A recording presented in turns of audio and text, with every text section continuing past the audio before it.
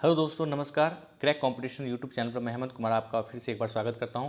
दोस्तों, आज का जो सेशन है इसमें हम लोग बात करेंगे स्पेशली डॉक्यूमेंट वेरिफिकेशन में। डॉक्यूमेंट वेरिफिकेशन में जो मेन मुद्दे हैं जिस पर रोका जा सकता है या डिले किया जा सकता है या पेंडिंग में डाला सकता है, उन सब या फिर जो डॉट आपके मन में जो जिसके वजह से आपके मन में डर बैठा रहता है, उन सब मुद्दों पर हम लोग बात करने वाले हैं। ठीक है, सबसे पहला मुद्दा होगा हमारा कि जो पीटी कॉल लेटर है या फिर आपका सीबीटी कॉल लेटर है, अगर इन दोनों में से कोई नहीं है तो उसके लिए हमें क्या करना होगा, या फिर रोक सकते हैं कि या फिर समय देंगे, उसके बारे में बात करेंगे। फिर हम बात करेंगे क्या कि आपके पास अगर एप्लीकेशन फॉर्म है, एप्लीकेशन फॉर्म का अगर आपके पास प्रिंट नहीं है, प्रिंट आउट नहीं है, तो उसके लिए आप क्या कर सकते हैं, इसके बारे में हम लोग बात करेंगे। देन हम लोग बात करेंगे क्या कि जो आपके पास अगर मान लीजिए ओबीसी कैटेगरी में है तो उसको कब तक का होना चाहिए, किस फॉर्मेट में होना चाहिए और कहाँ तक किस लेवल तक आपके साइन होने चाहिए उस पर। ठीक है, देन हम लोग बात करेंगे अगर आप ईडब्ल्यूएस कैंडिडेट हैं तो ईडब्ल्यूएस पुराना नहीं है तो नया नया लेके जा रहे हैं तो उसके लिए क्या करना होगा। ठीक है, उसके बाद हम बात करेंगे कि अगर आप मान लीजिए वहाँ पर डीबी में सबसे पहले फिंगरप्रिंट मैच कराते हैं और आपके साइन मैच कराते हैं, अगर वो नहीं मिल पाते हैं, नहीं मिलता है, फिंगरप्रिंट नहीं मैच करता है या अंगूठे में कुछ प्रॉब्लम हो गया है, तो फिर उसके लिए क्या हो सकता है मामला। लास्ट में हम लोग बात करेंगे जो बहुत इंपॉर्टेंट है, कई सारे बच्चों का डाउट आ रहा था कि बहुत सारे बच्चों ने क्या कर रखा है, आईटीआई कर रखा है। ठीक है, और आईटीआई उसी सेशन में कर रखा है जिस सेशन में उन्होंने या तो डिप्लोमा किया है, या आईटीआई उसी सेशन में कर रखा है जिस सेशन में उन्होंने 12वीं किया है या फिर ग्रेजुएशन किया है।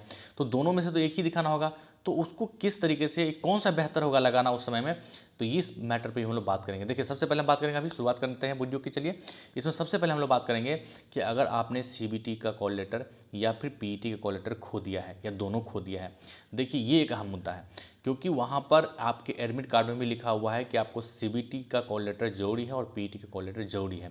डॉक्यूमेंट वेरिफिकेशन में भी आपको मांगा जा रहा है। तो अगर आपके पास इन केस सीबीटी का कॉल लेटर और पीईटी का कॉल लेटर नहीं है तो थोड़ी सी समस्या हो सकती है। तो इसके लिए क्या है कि आपको पहले से ही एफिडेविट बना के ले जाना है, और अगर मान लीजिए दोनों खो गया, दोनों के लिए एक ही एफिडेविट पे आ जाएगा, ऐसा नहीं, जो भी समस्या एफिडेविट एक ही काफ़ी है, एक पर ही सारे शर्तें लिख करके आप ले जा सकते हैं और अपने आप को वेरीफाई करके ले जा सकते हैं। ठीक है, तो ये बात ध्यान रखना है। सीबीटी मिल जाए तो बहुत अच्छी बात है, मतलब कॉल लेटर मिल जाए तो बहुत अच्छी बात है, नहीं मिले तो आपको एफिडेविट जरूर बना के ले जाना है। नहीं ले जाएंगे तो वहाँ पर मामला फंसेगा ही फंसेगा, और हो सकता है वहाँ पर आपको फिर वहाँ पर दौड़ भाग करना पड़े, और वहाँ पर जाकर के जिस शहर में आप उसी शहर में आपको एफिडेविट बनवाना पड़े। आपको पता नहीं होता है कि कहाँ पे बन रहा है एफिडेविट, कितने पैसे लेते हैं, तो बहुत सारे पैसे लेते हैं।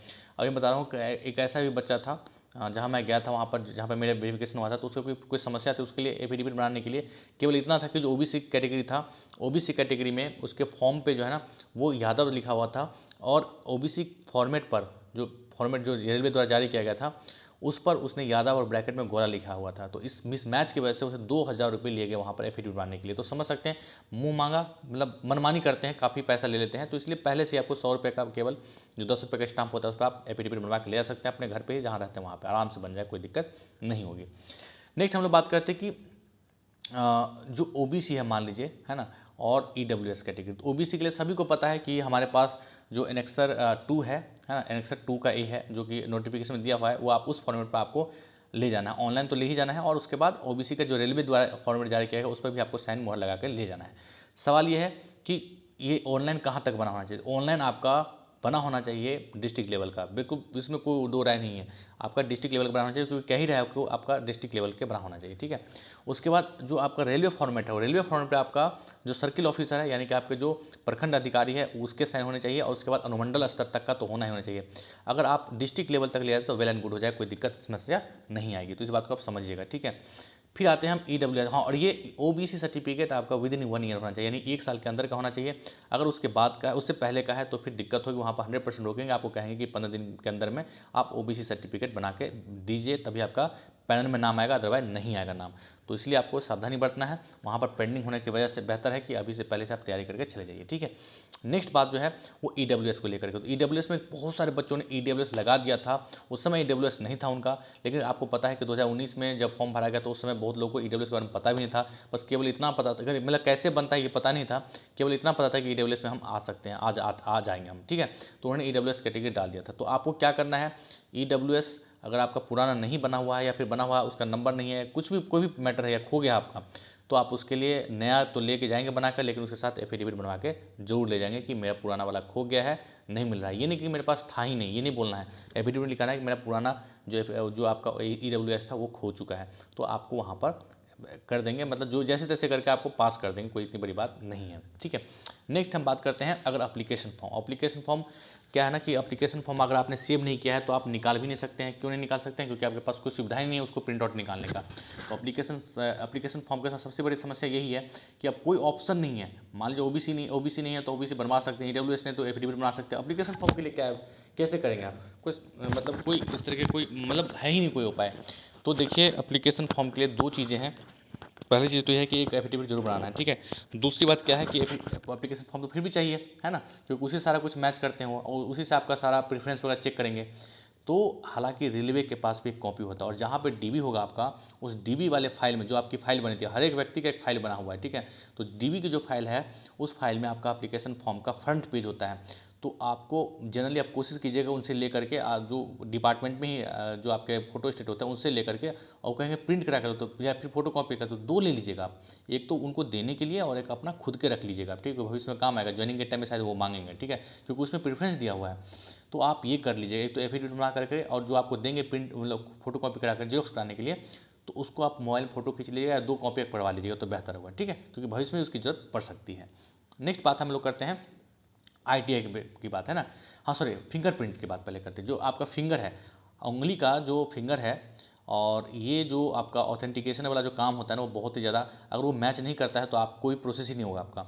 तो ये थोड़ा सा मामला गड़बड़ सा है। तो वहाँ आपके आपको हाथ जो है ना वो साफ सफाई से जाना वहाँ पर फिंगरप्रिंट करते समय, और मोस्टली बच्चे हो ही जाते हैं। और एक दो बच्चे का केस आया था जहाँ पर उसके फिंगर नहीं मैच कर रहे थे, तो साइन वगैरह मैच कर गया था, रिटन हैंड रिटन मैच कर गया था, तो बोला कोई बात नहीं फिर मैं कर रहा हूँ, बाद में इसको मैच करेंगे, देखेंगे, कोई दिक्कत नहीं है।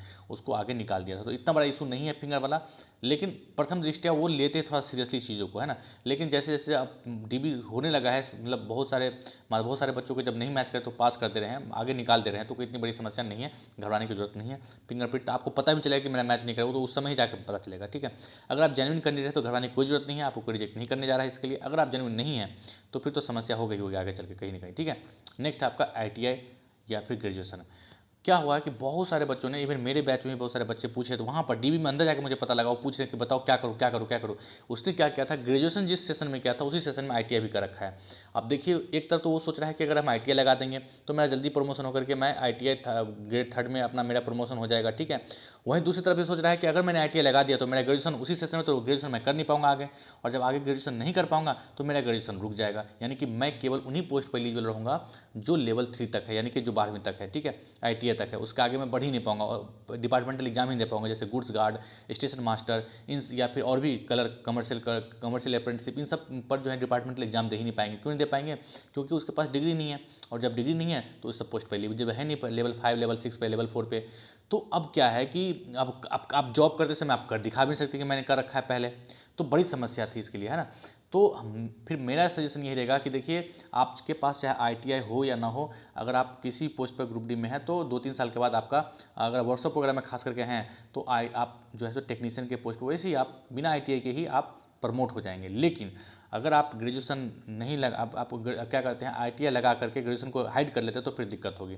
तो मेरी तो यही राय रहेगी, पर्सनल सजेशन यही रहेगा, बाकी अपने ऊपर डिसीजन आपका रहेगा, बट मेरा सजेशन यही रहेगा कि आप ग्रेजुएशन वाला लगा दीजिए। आईटीआई कोई इतनी बड़ी समस्या नहीं है, मतलब बगैर आईटीआई के भी आप जो लेवल मिलना है आपको मिल जाएगा, कोई दिक्कत नहीं है, ठीक है। केवल आप लोको पायलट नहीं बन सकते, डायरेक्टली रिक्रूटमेंट में जो आएगा उसमें आप लोको पायलट के एलिजिबल नहीं होंगे, क्योंकि आपने आईटीआई को हाइड कर रखा है, ग्रेजुएशन आपने दिखा रखा है, तो वहाँ पर समस्या होगी।